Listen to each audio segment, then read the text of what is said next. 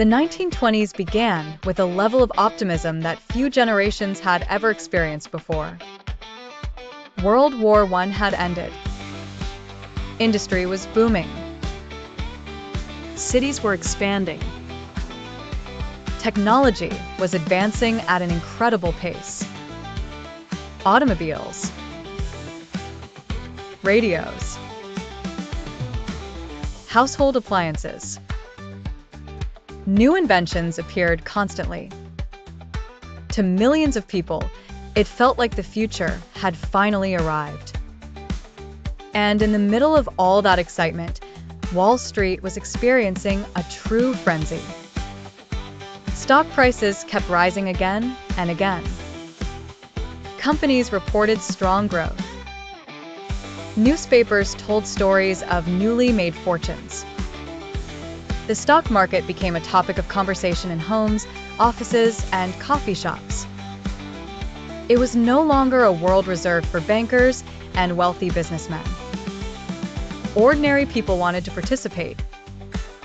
Everyone seemed to know someone who had made money in the market.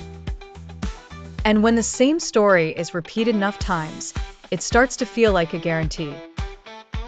Many investors began to believe that stocks could only go up. It was a dangerous idea.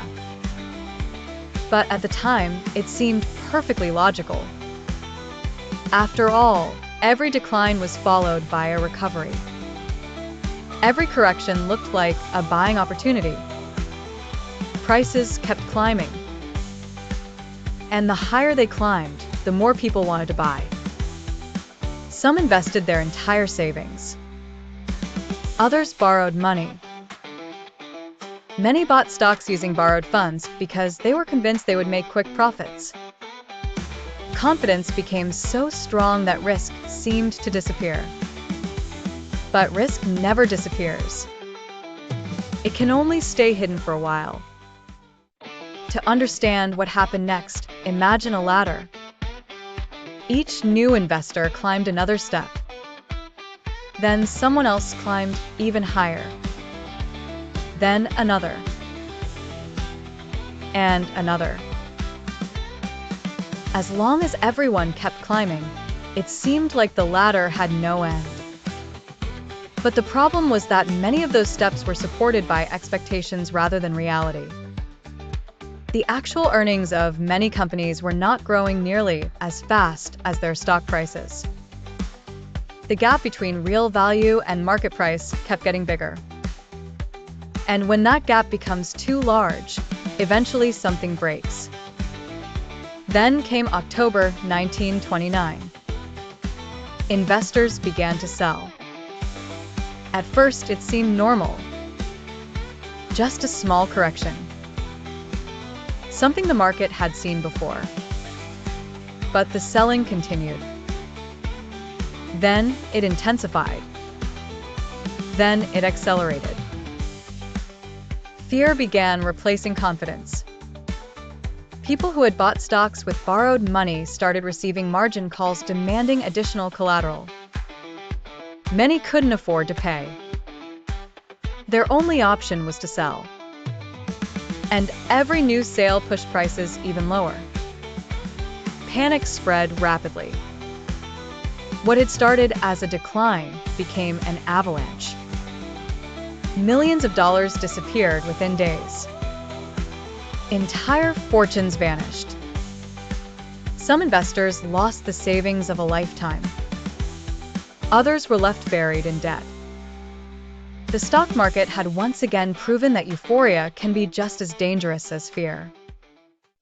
The stock market crash wasn't the only cause of the Great Depression, but it was one of its most visible sparks. The economy began to slow. Businesses reduced production. Banks struggled.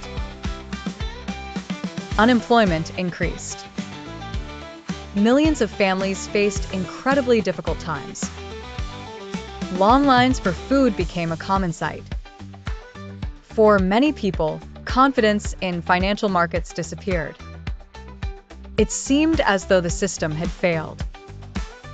And when a crisis reaches that level, the rules begin to change. the US government realized it had to act. New regulations were introduced. Companies became required to disclose more information. Regulatory agencies were created. Investors gained stronger protections. Transparency became a priority.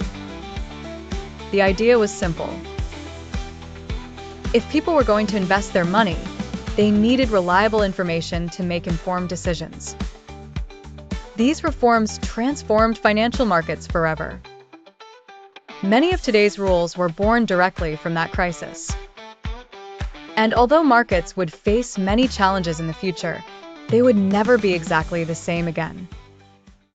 Over time, the economy slowly began to recover. Very slowly. But it recovered. Businesses started growing again. Consumers returned. Economic activity increased. Then something unexpected happened. The world entered another global conflict. World War II completely transformed the global economy. Millions of people joined the war effort. Factories dramatically increased production. Technological innovation accelerated. New breakthroughs appeared constantly.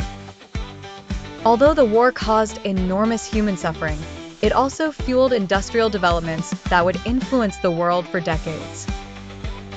And when the conflict ended, a new era of growth began. After the war, the United States emerged as an extraordinary economic powerhouse. Industrial production surged. Wages increased. Families bought homes. Automobiles became increasingly common. The middle class expanded. And many companies experienced remarkable growth. For patient investors, this became an era filled with opportunity. Those who stayed invested over long periods began to witness the power of compound growth. Successful businesses generated profits. Those profits helped expand the business. Expansion generated even more profits. And the cycle continued. The stock market was beginning to prove something important. It wasn't just a place for speculation. It could also become a powerful tool for building long-term wealth. Over the following decades, companies emerged that would change the world. Technology, telecommunications, consumer goods, energy, healthcare. Some grew into global giants. And those who owned shares in those companies participated directly in their growth. Little by little, more people began investing. It was no longer an activity reserved for millionaires. Ordinary families could buy stocks too. Mutual funds became increasingly popular. Retirement plans began including stock market investments. The stock market was becoming part of everyday life for millions of people. Yet financial history never stays calm for very long. During the 1970s, new challenges emerged. Inflation increased. Oil prices skyrocketed. The economy struggled. Many investors began questioning the future. Markets experienced periods of intense volatility. But even during difficult times, innovation continued moving forward. And soon new opportunities would emerge. The 1980s brought another major transformation. Computers began entering the financial world. Processes that once required enormous amounts of paperwork started becoming digital. Trading became faster. Information traveled more quickly. Markets became more efficient, but also more sensitive. Now news could influence prices almost instantly. Technology was changing the rules of the game. And it was only the beginning. Then, in 1987, another historic event took place. A day remembered as Black Monday. Stock markets around the world experienced extraordinary declines. Prices collapsed. Fear returned. Many immediately remembered the ghosts of 1929. But this time, the circumstances were different. Financial systems were stronger. Authorities responded quickly. The economy didn't collapse in the same way. Eventually, the market recovered. And investors learned another lasting lesson. Market declines can be violent, but they aren't necessarily permanent. As the 20th century came to an end, an entirely new industry began to emerge. The Internet. At first, it seemed like little more than a technological curiosity. But it quickly became a revolution. New companies appeared almost every day. Investors saw enormous opportunities. Excitement grew. And so did the prices of many technology stocks. Expectations became extraordinary. Some people claimed that the old rules no longer applied, that everything had changed, that future profits justified any valuation. The story was beginning to sound familiar. Because whenever investors believe this time is different, dangerous moments often follow. Billions of dollars flowed into technology companies. Some had solid business models. Others were barely getting started. Yet investors kept buying. Prices continued rising. And euphoria reached extraordinary levels. It became known as the dot-com bubble. A new generation of investors believed the internet would transform the world. And they were right. What they failed to understand was that a great idea doesn't always justify any price. When the correction finally arrived, many companies disappeared. Stock prices plunged. Countless investors suffered major losses. But something fascinating happened. Even though the bubble burst, technology kept advancing. The strongest companies survived. Some eventually became global giants. And once again, history taught a fundamental lesson.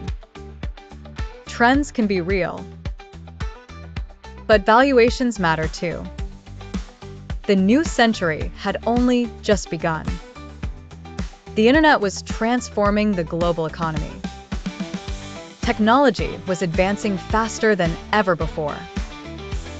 Markets seemed ready for a new era of growth.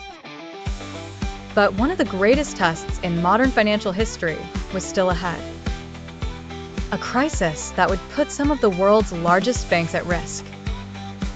A crisis that would affect millions of families across the globe. A crisis that would prove that even the most sophisticated financial systems can make dangerous mistakes. And when that storm arrived, Wall Street would once again dominate headlines around the world. In the next part, we'll discover how the 2008 financial crisis began, how the markets faced one of their most difficult moments, and how technology started transforming the way millions of people invest their money.